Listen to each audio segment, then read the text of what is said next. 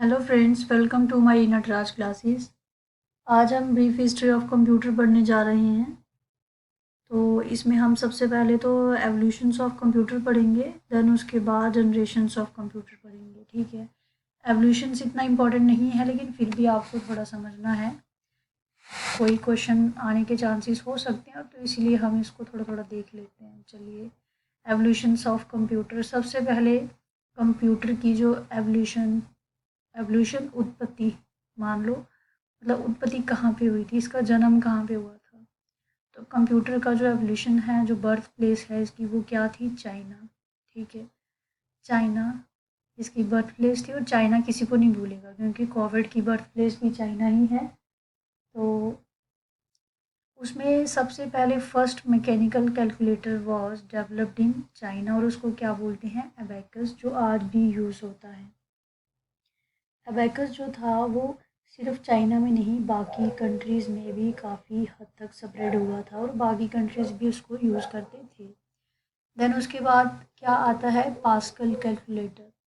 Pascal calculator जो था वो फर्स्ट एडिंग मशीन थी, capable of counting, adding and subtracting. ठीक है। और पास्कल जो कैलकुलेटर है, इसकी इन्वेंशन किसने की थी? एक फ्रेंच के साइंटिस्ट थे, जिनका जो मैथमेटिशियंस थे, और उनका नाम भी ब्लेज पास्कल था। कभी पूछें पास्कल कैलकुलेटर तो ब्लेज पास्कल। ठीक है।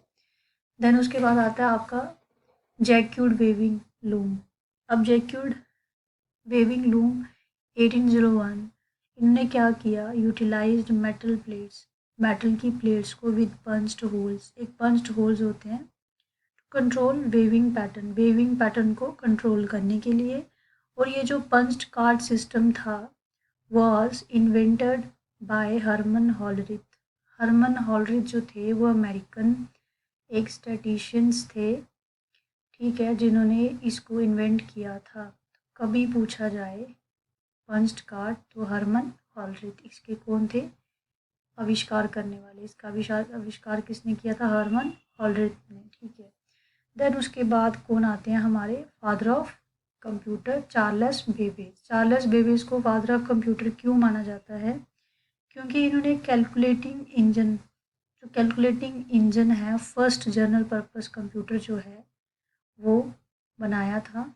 ठीक है, इसलिए इनको फादर ऑफ कंप्यूटर माना जाता है। ठीक है। तो देन उसके बाद इन्होंने क्या किया था? जो भी इन्होंने अपना काम स्टार्ट किया था, अपने 10 ईयर जो भी इन्होंने इन्वेस्ट किए थे उस इंजन को बनाने में, वो उनके मतलब लाइफ टाइम में कंस्ट्रक्ट नहीं हुए थे। ठीक है। उनके बनने के बाद जाके जो भी उन्होंने इन्वेंट किया था, वो जो भी कंस्ट्रक्ट किया था उसको बाकी थिंकर्स ने भी अपना कंट्रीब्यूशन दे के एक कंप्यूटर बनाया। ठीक है। बड़ी सारी इन्वेंशंस की उसके बाद भी, बड़ी सारी चीज़ें। ठीक है। तो अब हम क्या करेंगे, जो जो इन्वेंशंस चार्ल्स बेबेज की इन्वेंशन के बाद ऐड हुई थी, हम उसके बारे में पढ़ेंगे, क्योंकि वो भी बहुत इम्पोर्टेंट है, क्योंकि हर किसी का छोटा मोटा कंट्रीब्यूशन जो है वो रहेगा, तो उसको पढ़ना बहुत ज़रूरी है। ठीक है। देन उसके बाद हमारे आते हैं हरमन। हरमन ने क्या किया था? इन्होंने इन्वेंट की थी टेबुलेटिंग मशीन। ठीक है। हरमन ने टेबुलेटिंग मशीन इन्वेंट की थी, जिसको यूज्ड किया गया था इन ऑटोमेटिंग द सेंसस ऑफ 1980 के जो सेंसस हुए थे यूके में, तो उसको ऑटोमेटिकली यूज्ड करने के लिए सेंसस को टेबुलेटिंग मशीन हरमन ने इन्वेंट की थी। देन उसके बाद हॉवर्ड आइकिन। हॉवर्ड आइकिन ने किया था मार्क फर्स्ट। मार्क फर्स्ट एक आया था, और एक मार्क सेकंड आया था, थर्ड आया था। ये लार्जेस्ट इलेक्ट्रोमैकेनिकल कंप्यूटर थे ever build, utilised punched.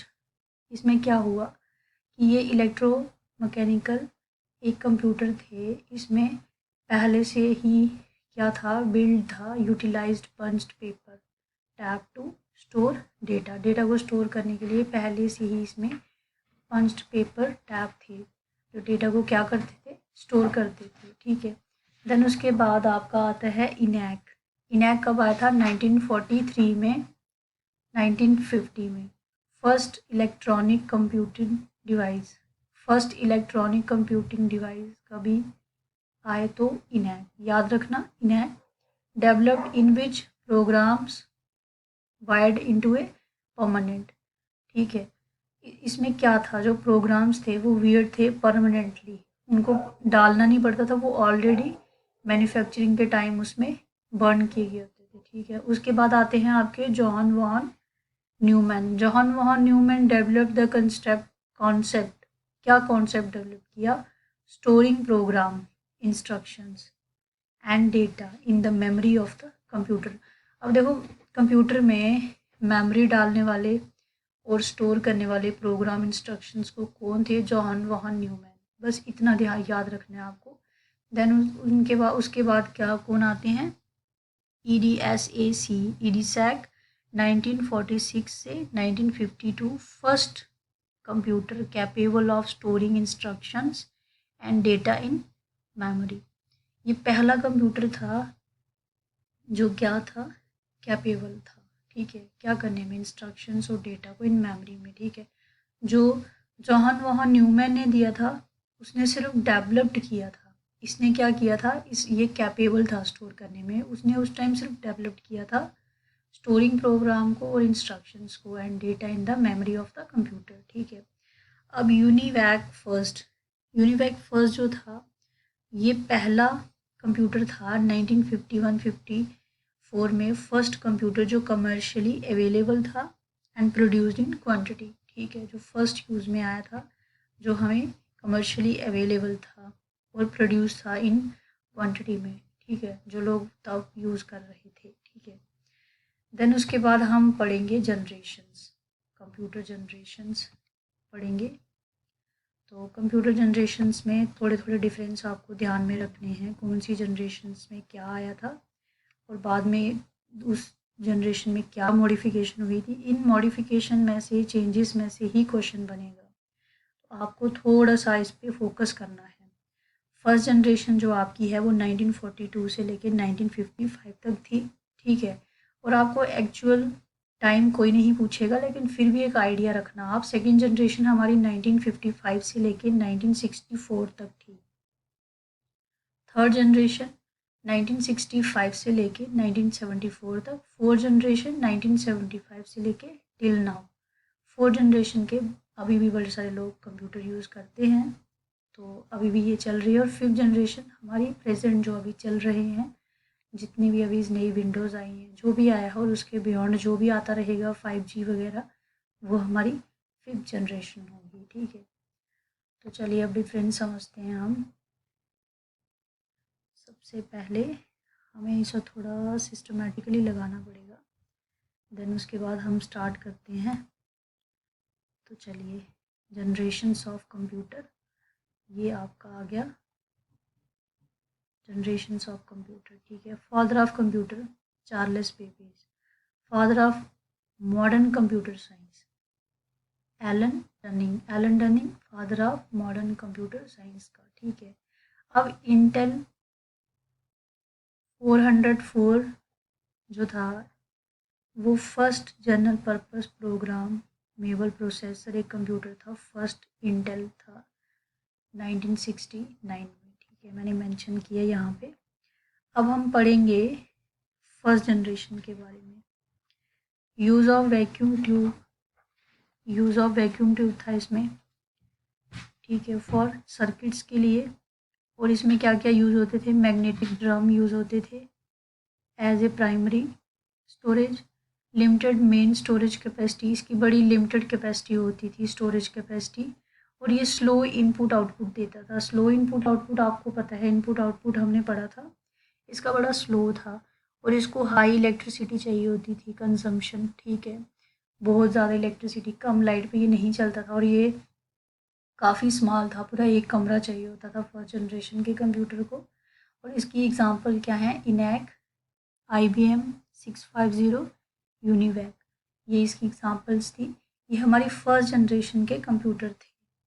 Then slowly बड़े सारे हमने एवोल्यूशंस में पढ़ा, बड़े सारे ऐसे मतलब साइंटिस्ट आए, मैथमेटिशियंस आए जिन्होंने इनोवेशंस की, देन सेकेंड जनरेशन में यहाँ से क्या चेंजिंग होते हैं, यूज़ ऑफ वैक्यूम ट्यूब की जगह use of transistor at the place of vacuum tube, vacuum tube की जगह ट्रांसिस्टर यूज़ होने लगे, ठीक है। यूज़ ऑफ मैग्नेटिक कोर, पहले मैग्नेटिक ड्रम यूज़ होते थे, अब magnetic core as primary internal storage, primary internal storage जो थी वो क्या यूज़ करने लगे, मैग्नेटिक कोर। इसमें इंक्रीज हुई स्टोरेज स्पीड और रिलायबिलिटी, इसमें थोड़ा इंक्रीज किया गया, मॉडिफाई करके कुछ चीज़ें ऐड करके, कुछ बड़े बड़े मतलब जो साइंटिस्ट थे उन्होंने अपना कंट्रीब्यूशन दिया, ठीक है। अब देखो क्वेश्चन यहाँ से बनेगा कि सेकंड जनरेशन में लैंग्वेज यूज़ होने लगी थी कंप्यूटर में, कोबाल और फोटान, ठीक है। कोबाल और फोटान जो है वो सेकंड जनरेशन में यूज़ हुई थी, और इसमें क्या हुआ था, इसमें स्लो था इनपुट आउटपुट, इसमें फास्टर इनपुट एंड आउटपुट। और जो मैंने आपको ऑपरेटिंग सिस्टम पढ़ाया था, first operating system were developed, सबसे पहला ऑपरेटिंग सिस्टम कब डेवलप होता है, सेकेंड जनरेशन में, और इसकी कुछ एग्जांपल्स हैं, ठीक है। तो एग्जांपल में आप देख लीजिए, first operating system were developed, example IBM 1401, हनीवॉल 200, CDC 1604, ये सारी क्या हैं, हमारी सेकेंड जनरेशन कंप्यूटर, ठीक है। देन उसके बाद हम पढ़ेंगे थर्ड जनरेशन। अब थर्ड जनरेशन में क्या होता है, यूज़ ऑफ IC, पहले यूज़ ऑफ वैक्यूम ट्यूब था, फिर सेकेंड में ट्रांसिस्टर था, थर्ड में use of IC integrated circuit use होने लगा, ठीक है।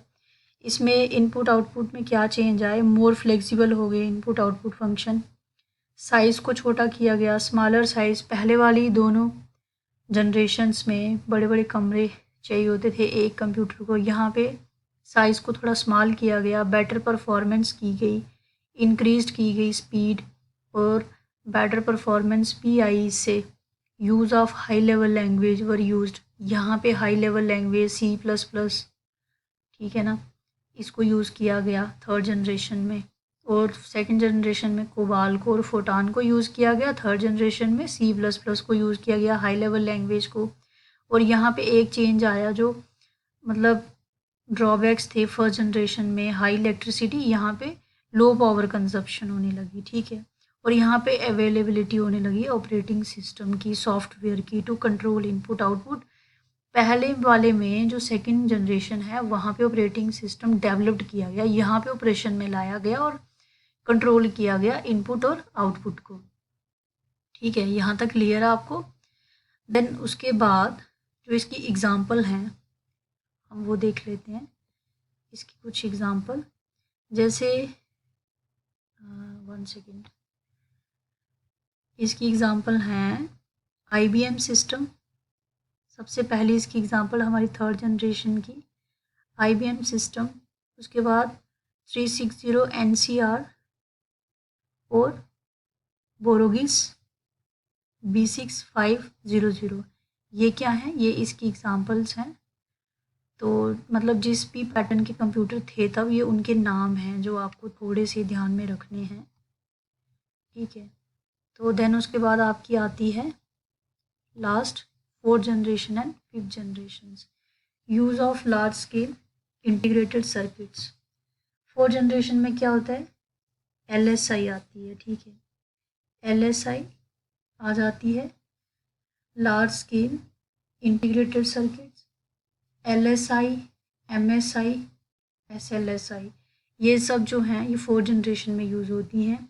इसमें इंक्रीज हो जाती है स्टोरेज कैपेसिटी, और इसमें ग्रेटर वर्सटाइलिटी आ जाती है इनपुट आउटपुट की। वर्सटाइलिटी क्या होती है कि आपका कंप्यूटर जब बड़े सारे फंक्शंस परफॉर्म करे, वो कैलकुलेशन भी करे, वो हर एक चीज़ में यूज़ हो, एजुकेशन में यूज़ हो, मेडिकल में यूज़ हो, और इंफॉर्मेशन में, तो वो वर्सटाइल नॉलेज आपको दे, तो उसकी ग्रेटर वर्सटैलिटी होती है इनपुट की और आउटपुट डिवाइसेस की, ठीक है। और यहाँ पे क्या यूज़ हुआ, एक तो यहाँ पे LSI यूज़ हुआ, दूसरा very large scale integrated service, integrated sir मतलब जो भी मैंने आपको पहले बताया है ना, लार्ज स्केल और वेरी लार्ज और स्मॉल, वो फोर्थ में ही यूज़ हुआ है, टेक्नोलॉजी इज़ यूज्ड, ठीक है, VLSI। ठीक है। और इसमें क्या हुआ, इसमें टेक्नोलॉजी यूज्ड हुई। Computer started in use for data communication. Data communication के लिए कंप्यूटर क्या करने लगा, स्टार्ट करने लगा डेटा कम्युनिकेशन। जैसे किसी को कोई डेटा सेंड करना है तो हमारी 4th जनरेशन का जो कंप्यूटर है उसने ये सब चीज़ें स्टार्ट कर दी। और क्या हुआ, increase use of micro computer. जो छोटे छोटे कंप्यूटर होते हैं माइक्रो कंप्यूटर, उनका इंक्रीज हो गया यूज़ होना, लोग यूज़ करने लगे। ठीक है। माइक्रो कंप्यूटर में कौन कौन से आएगी, IBM, PC, Excel, Apple, second Honeywell 6080 series. ये जो सीरीज़ थी ये हमारी 4 जनरेशन्स थी। ठीक है। देन उनके उसके बाद lastly 5th generation. 5th generation में आपकी जो कंप्यूटिंग डिवाइसेस थी बेस्ड ऑन आर्टिफिशियल इंटेलिजेंसी। अभी कितनी artificial intelligence are still in development, और भी बड़ी सारी बन रही हैं जो आने वाले टाइम में आपको देखने को मिलेगी। This technology is known as artificial intelligence. अब some applications voice recognition, intelligent robots, बड़े सारे हॉस्पिटल्स में अभी कोविड के टाइम बड़े सारे मतलब छोटे छोटे IT कॉलेज के बच्चों ने, मतलब IIT बॉम्बे, मद्रास, वहाँ के बच्चों ने रोबोट बनाए जो पेशेंट की देखभाल कर रहे थे एज ए नर्स की तरह, वहाँ पे मेडिसिन्स वगैरह पहुँचा रहे थे। तो ये क्या है, ये क्या है, आर्टिफिशियल इंटेलिजेंसी। ठीक है। देखिए ये इसकी पार्ट 1st वीडियो है, इसकी पार्ट 2nd भी आई, उसमें हम इस टॉपिक को कंप्लीट करेंगे। अभी अगर आपको इसकी PDF चाहिए होगी तो वो हम टेलीग्राम में डाल देंगे। बाकी इसकी जो भी यहाँ पे अगर हैंड राइटिंग में कोई प्रॉब्लम है तो आप बता सकते हैं, हम PDF इसकी आपको पूरी क्लैरिटी में प्रोवाइड करेंगे। Thank you, welcome.